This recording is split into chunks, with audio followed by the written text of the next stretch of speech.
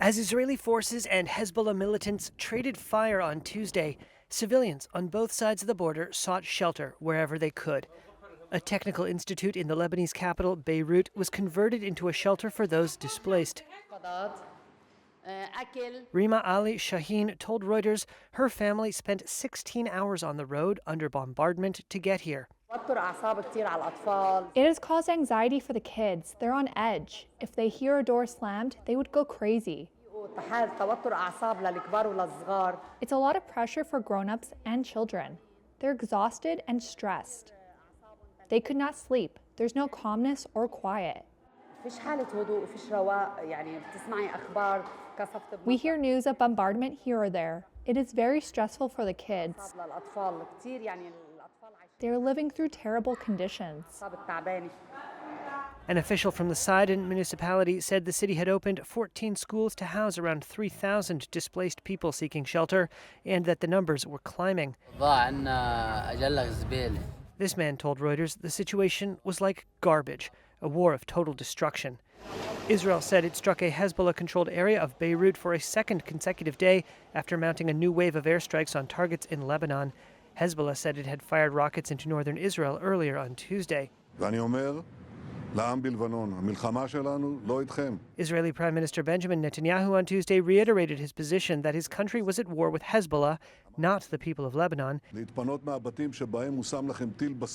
He said the Iranian-backed militant group was endangering the population by secreting weapons in their homes, and his message followed one Monday, calling on civilians to flee the fighting. Lebanese authorities said some 558 people had been killed in airstrikes on Monday, including 50 children and 94 women. At least 1,835 more were wounded, they said, and tens of thousands have fled for safety. A hospital in Tyre is treating some of the injured children. Another in Beirut opened new wards to treat war wounded. South of the border, Israelis are similarly seeking shelter.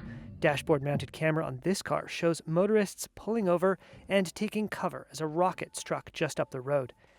A municipal building in the border town of Kiryat Shmona was hit by a Hezbollah rocket on Tuesday.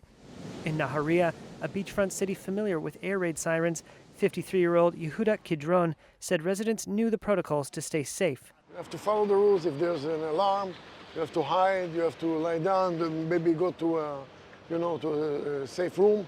But if you're not on the street, you have to lie down, away from the car. That's the only thing you have to do. Siblings Yonatan and Mia Shorek live in the Israeli city of Haifa.